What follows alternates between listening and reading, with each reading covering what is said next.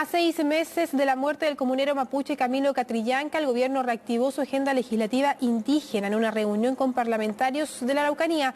Para analizar las medidas anunciadas nos acompaña el presidente de la Fundación de Desarrollo y Liderazgo Indígena, Diego Ancalao. Diego, buenas tardes. Buenas tardes, gracias por invitarme. De nada. Diego, la primera consulta con respecto a lo que finalmente el gobierno anunciaba durante la semana tiene que ver con este nuevo plan, pero hay un punto importante que decía el gobierno con respecto al diálogo que supuestamente ellos han construido para poder presentar estas propuestas. ¿Qué opinión le deja finalmente ese criterio de que ellos declaren que han hecho un trabajo de diálogo con las comunidades y también con el Parlamento para poder presentar estas propuestas? Bueno, efectivamente ha habido un diálogo, pero es un diálogo bastante particular porque es lo que el gobierno quiere dialogar. O sea, es un diálogo en el que se ha subordinado a sus contrapartes, en este caso, para imponer una agenda de gobierno que no es la que nosotros los pueblos indígenas venimos pidiendo hace mucho tiempo. Es decir, hay diálogo, pero no hay diálogo por la gobernanza territorial indígena. Hay diálogo, pero no hay diálogo por reconocimiento de derechos colectivos. Lo que ha hecho este gobierno es hacer diálogo para buscar la forma de privatizar tierras indígenas. Eso es lo concreto, privatizar tierras indígenas. Y ha creado un plan, que es el Plan Araucanía por la Paz, pero el gobierno aún no define qué es lo que es la paz para ellos. Porque la definición más básica de paz quiere decir ausencia de guerra. Entonces, cuando dice paz en la Araucanía, el gobierno tiene que aclarar con quién entonces están en guerra. Porque paz es ausencia de guerra. Ahora, en una sociedad democrática, paz quiere decir justicia social, quiere decir diálogo democrático, quiere decir diálogo en igualdad de condiciones. Y en ese sentido, entonces, no se cumplen los parámetros para la paz. Es decir, esta forma de hacer la paz, es decir, paz sin justicia social, sin justicia económica, sin justicia territorial, en el fondo es pacificación. Y tenemos malos recuerdos de la pacificación de la Araucanía, que es lo que los gobiernos del año 1860 a la fecha han practicado. Son diálogos, los únicos que ganan son ellos y los empresarios. Esa es la realidad de la situación. Ahora, esta declaración igual pone quizá en igualdad de posiciones a quienes buscan, claro, mantener los derechos indígenas, pero por otra parte también a, digamos, al otro sector que el gobierno también ha representado.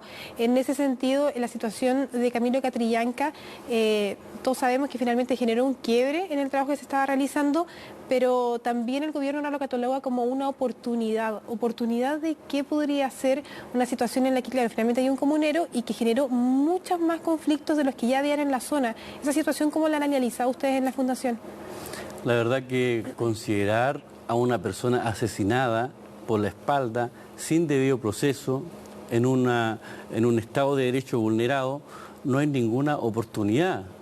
Tal vez se transforma en una oportunidad para el gobierno, pero debería ser una oportunidad para hacer políticas indígenas que favorezcan al pueblo mapuche y no que favorezcan a empresarios indígenas. En lo particular, en la muerte de Camilo Catrillanca, aún no hay una respuesta clara.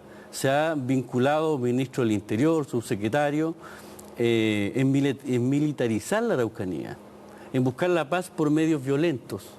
Y no existe ninguna parte del mundo en la que por medios violentos se logre la paz. Es decir, que si el Plan Araucanía por la Paz en la Araucanía cree que la muerte de una persona es una oportunidad para la paz, donde ellos mismos, en el fondo de la fuerza pública, asesinaron a una persona, entonces es una doble moral o un doble discurso, o creer que el ciudadano común y corriente en Chile cree cualquier cosa que se le diga. Ahora igual se han conocido distintos antecedentes acerca de la muerte de Camilo Catrillanca y incluso también, claro, el Parlamento ha tomado otras instancias como hacer comisiones investigadoras y ese tipo de situaciones, pero ustedes también han señalado distintas oportunidades que eso no está cerrado. ¿Qué tan importante es poder avanzar en una justicia en el caso de Catrillanca para efectivamente lograr un diálogo que sea fluido entre el gobierno y también los pueblos originarios? Para eso los puntos de la agenda del diálogo tienen que ser puntos que beneficien a los pueblos indígenas en Chile y particularmente al pueblo mapuche. Pero en este caso, cuando el gobierno llama al diálogo, los que ponen los puntos son ellos. Y los puntos que han puesto es consulta indígena para modificar la ley indígena, para permitir que las tierras mapuches se puedan privatizar, las tierras de todos los pueblos indígenas. Entonces, ese es un diálogo que ha buscado el gobierno, para que se avance a un diálogo respetuoso, un diálogo en igualdad de condiciones, tiene que aumentar la correlación entonces de fuerzas con relación al diálogo con el poder.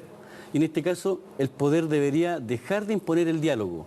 Si sigue imponiendo el diálogo, como lo ha hecho, imponiendo el diálogo con sus puntos, me refiero yo, que es una agenda de privatización de tierras indígenas y no de reconocimientos de derechos territoriales, entonces no va a haber solución, porque ninguna de las medidas, esto es muy importante dejarlo claro, ninguna de las medidas que el gobierno está implementando resuelven el conflicto entre el Estado y el pueblo mapuche. Eso hay que dejarlo muy claro.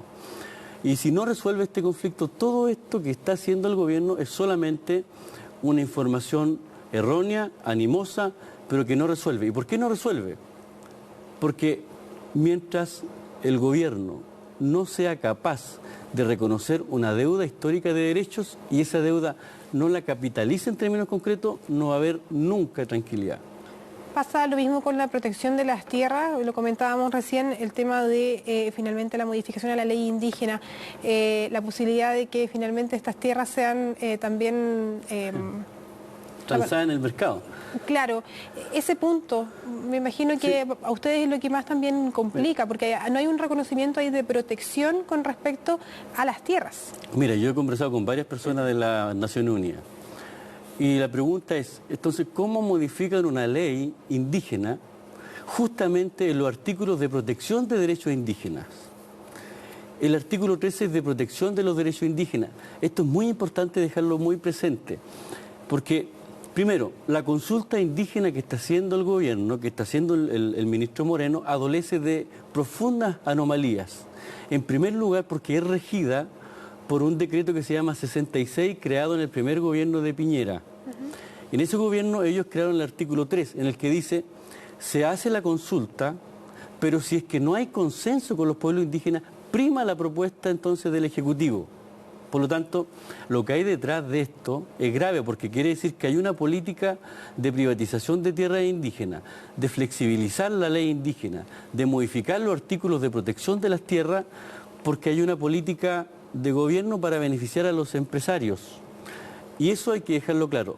Esta falencia de este reglamento de la aplicación de la consulta es muy grave porque la consulta no ha sido libre, no ha sido previa y tampoco ha sido informada. La consulta parte el 22 de mayo y aún lo único que sabe los detalles sobre esto es el ministro y sus amigos. No ha sido libremente. Y eso es muy grave porque Chile fue observado por la Comisión de Derechos Humanos, donde se le dice que la consulta indígena no está cumpliendo con los estándares mínimos internacionales. Entonces, lo que va a ocurrir aquí es un grave daño a los pueblos indígenas, en el cual la solución de esa visión de gobierno es que los problemas públicos los tienen que resolver privados. Es decir, lo que está haciendo en este minuto el gobierno es privatizar un problema público y el problema público es del Estado con el pueblo mapuche. Cuando digo privatizar un problema público, el mismo ministro de Agricultura hoy día mismo dice que la región de la Araucanía puede cuadruplicar su producción para exportación. Un espíritu comercial también en eso. Es decir, que esta forma de ver de que los empresarios, de que privatizando el problema público usted resuelve el problema, eso es lo que ha causado la pobreza en Chile. ¿O acaso los empresarios han resuelto las pensiones de las personas chilenas? ¿Acaso los empresarios han resuelto el problema económico que tiene la Araucanía como la más pobre, habiendo tanto empresario agrícola y habiendo tanta industria forestal? No lo resuelve. Entonces, esto es muy grave porque daña y erosiona los derechos que tantos años han costado luchar para defenderlos. Y para terminar también le quiero preguntar, por claro, esta encuesta de Libertad y Desarrollo que aparece citada en el Mercurio también, que dice el 94% de los mapuches de zonas rurales prefieren tener títulos de dominio individual a comunitarios, también algo relacionado con el tema de las tierras. Esta encuesta, ¿cuál es la validez que le dan ustedes? Mira, el Instituto de Libertad y Desarrollo es un centro de estudio que pertenece a este gobierno. Por lo tanto, no es una encuesta que tenga ecuanimidad. Podríamos hablar de encuestas serias cuando hablamos de la CEPAL, cuando hablamos del Latino Barómetro, cuando hablamos del Programa de las Naciones Unidas para el Desarrollo. Ahí hablamos de encuestas serias.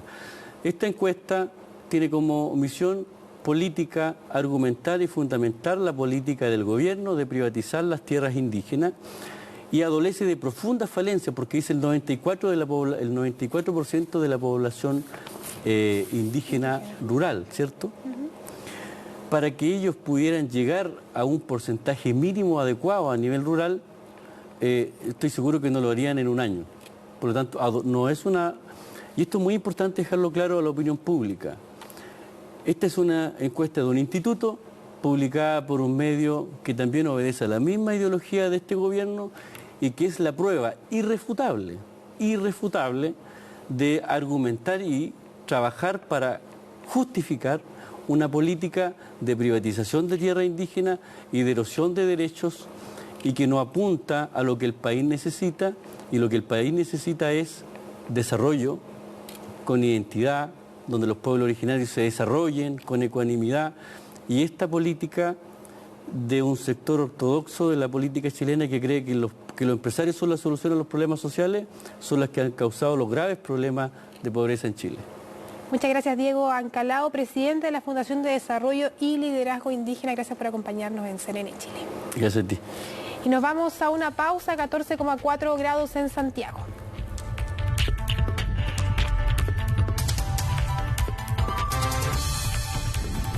Te presentamos el nuevo Frutos del Maipo. Para compartir, para celebrar, para disfrutar, para lo que tú quieras.